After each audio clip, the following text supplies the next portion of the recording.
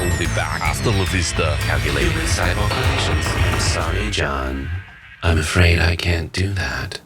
You see that plane right there? Imagine if that was coming at you. Imagine if there was no human behind the stick. Imagine if it was all AI. What sorts of decisions might it make? Well, here's a little bit of a preview.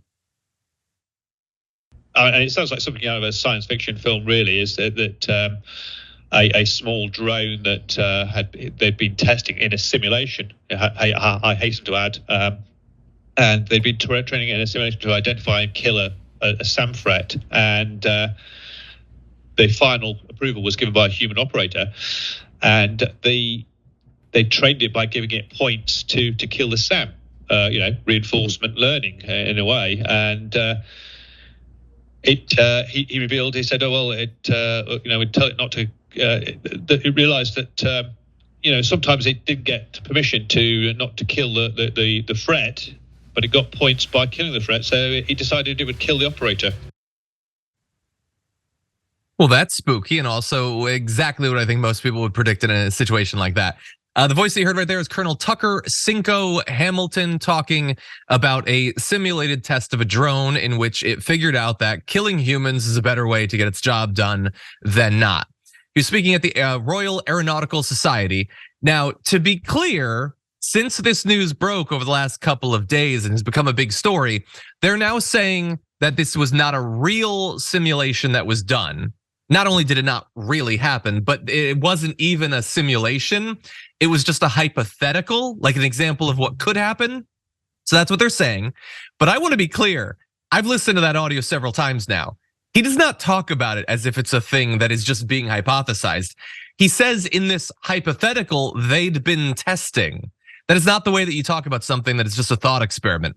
But that said, I do have to do the responsible ethical thing and say that they're denying that this actually happened. And even if it did happen, it is just a simulation. It is not actually happening in the real world. But Brett, isn't this kind of like, this is what so many sci-fi movies are made of. This is what iRobot is made of. You give it a goal and it uses cold robot logic in a way that it figures out how to attain its goal, but that humans are often an impediment to doing that. Yeah, yes, absolutely.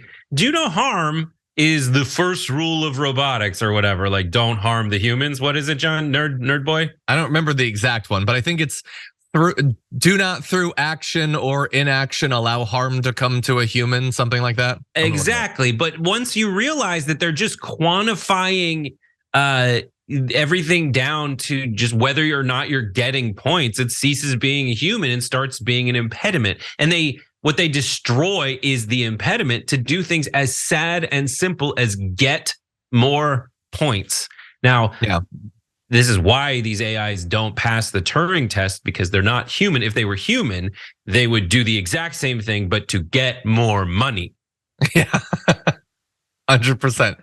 Yeah, so it's a robot may not injure a human being or through inaction allow a human being to come to harm, which seems ironclad. That's why it's proposed as a law. But the issue is, as is described in iRobot, which by the way, I think holds up pretty well, is that harm to a human can be interpreted in a lot of ways, and you can take the long view of what would cause more harm, and that might allow you to actually violate it. So again, this is being presented as a thing that definitely happened up until today, and they are saying that it didn't. Let's see, we have US Air Force spokesperson Ann Stefanik, who says the Department of the Air Force has not conducted any such AI drone simulations and remains committed to ethical and responsible use of AI technology. It appears the colonel's comments were taken out of context and were meant to be anecdotal. He says, Colonel Tucker Cinco Hamilton, we've never run that experiment, nor would we need to in order to realize that this is a plausible outcome. He calls it a hypothetical example. So I like his position. His position is we should be really critical of the use of AI. But again, that's not the way he was talking about it in that initial appearance. But that is what they are saying from the Air Force. So who's to say what is actually being done in terms of AI research? I find it incredibly hard to believe that the Air Force is not in any way testing AI, but officially that is not a thing that they're using.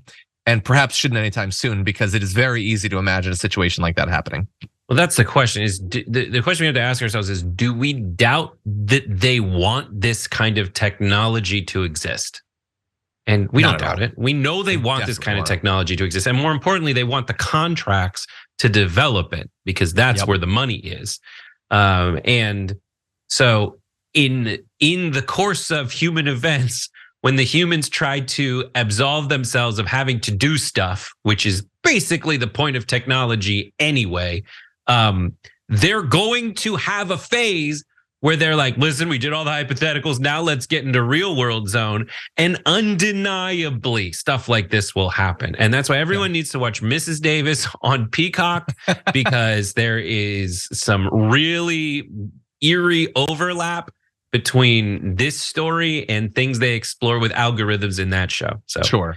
Yeah. only 8 episodes, Or 1 season ever. Get on it. 100%. Or read the classic short story, I Have No Mouth and I Must Scream. I did enjoy that. But anyway, yeah, I am a little bit worried about it. And I will say that the first person who tries to tell a drone not to fire on something is going to be really nervous before pressing the enter key.